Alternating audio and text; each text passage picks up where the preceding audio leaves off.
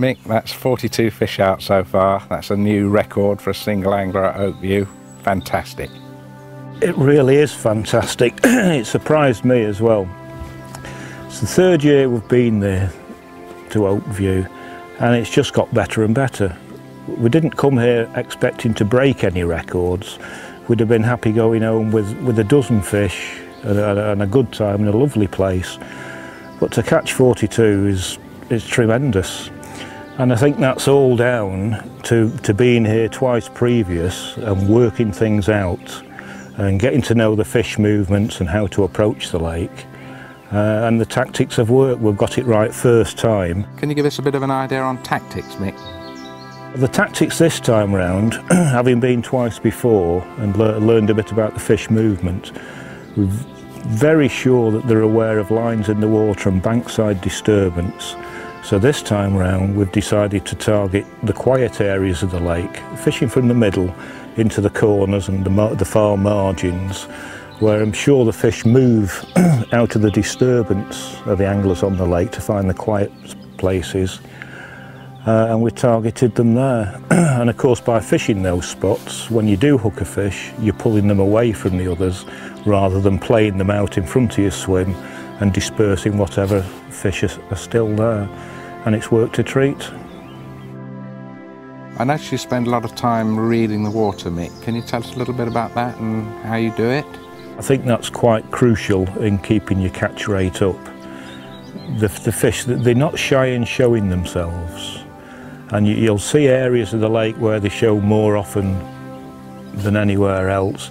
You'll see water displacement, bubbles here and there. You should always be on the lookout for those sort of signs. It'll show you where the fish travel, where you can't actually see the fish, but you can see where they are. And on a regular basis, you watch the water all the time. You can take note of where these places are, and you'll know where best to place your bait. I also notice you don't necessarily place your bait on the fish straight away when you see them, Mick.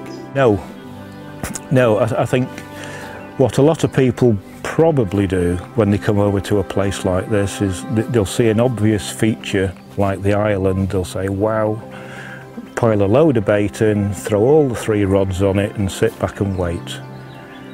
It will catch fish. You will catch. You won't catch very many, I don't think. They'll soon wise up and they'll soon shy away from the baited area. So what I tend to do is pick 3 spots, a spot for each rod, and put maybe 50 baits scattered over an area to keep the fish moving, not all tight together. Maybe 50 over each rod and fish those. But also take note of the other spots around where the fish are showing and trickle bait into these as well over the course of a day or two. And then once your main spots that you've first targeted start to dry up or the bites slow down, then start fishing on the other spots. So in effect, you've already pre-baited. So you're not a big baiter then?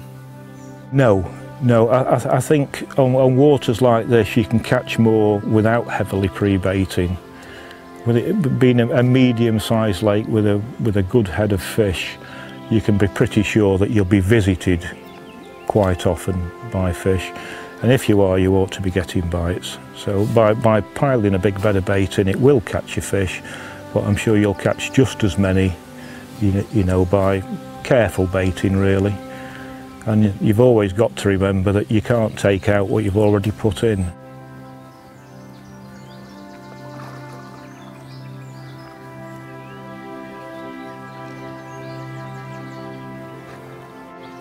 Fish number 43. What about end tackle, Mick? Well, after previous visits, we came up with a plan and got it right from the start. So come along, I'll show you what I've been using. This is the rig I've been using. It's about 2 feet of lead core, a flat inline pair. So we've been targeting the hard areas, the clay areas of the lake. So we want instant contact with a fish, so we're using a flat pair lead. The reason for that, the modern lead clips, there's a lot of play in them.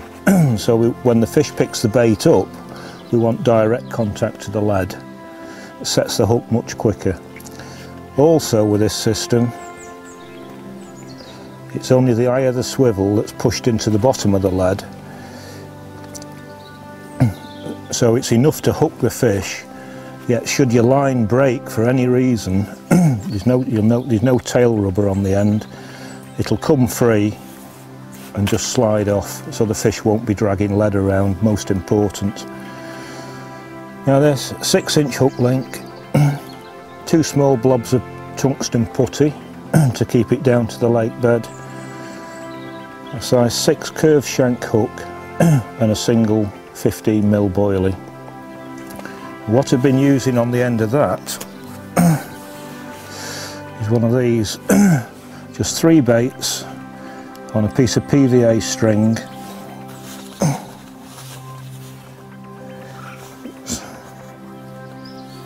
Just tie that onto the hook, which also tie that onto the hook.